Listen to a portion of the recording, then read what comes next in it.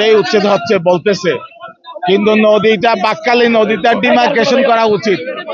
যে আরএস অনেকে অভিযোগ করছে যে আরএস এর বাইরেও, আরএস সীমানার বাইরেও 1 কিলোমিটার 2 কিলোমিটার ভিতরে এসে উচ্ছেদ করতেছে। আমরা এই ধরনের উচ্ছেদ বন্ধ চাই এবং আগে ডিমার্কেশন করা হোক।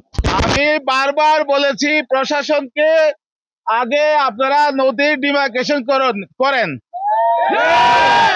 তারপর যদি উচ্ছেদ করতে হয় আমরা শুদ্ধ মিলা আমরা বুঝাইয়া তুঝাইয়া ওখান থেকে আমরা ওদেরকে নিয়ে আসবো।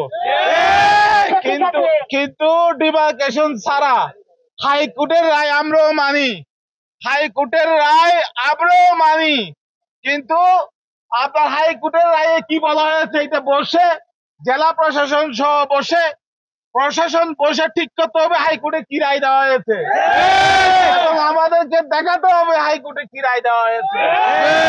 সংগ্রামী বন্ধুগণ, আমি কথা বলেছি ইতিমধ্যেই, সবার উপরেও কথা বলেছি। আজকে বিকালে জেলা প্রশাসকের সাথে আপনাদের প্রতিনিধি গিয়ে বসবে, জেলা প্রশাসকের সাথে। জেলা প্রশাসক ঠিক করবে, ডিমার্কেশন করে দেবে কোথায় নদী গেছে পুরানো আরএস খতিয়ান মতে, ওই অনুযায়ী তারা ব্যবস্থা নেবে। এইটাই তো চান আপনারা।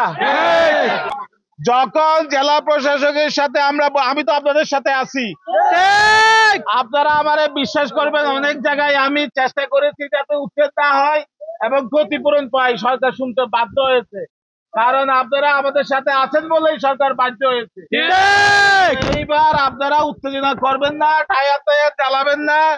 কথা যখন প্রশাসনের সাথে কথা চলতেছে, যদি তারা আমাদের কথা না শুনে আজকে বিকালের মধ্যে আমরা আবার রাস্তায় নেমে আসবো,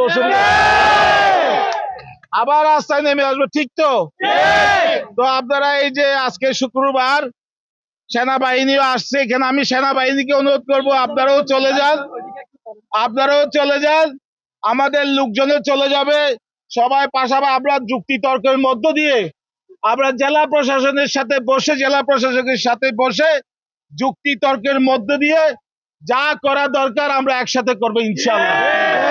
এখানে দাবি জানাচ্ছি, যত মিথ্যা মামলা হয়েছে এই মিথ্যা মামলাটা প্রত্যাহার করার জন্য অবশ্যই দাবি জানাচ্ছি, এখান থেকে দাবি জানাচ্ছি যাতে সব মামলা প্রত্যাহার করা হয়।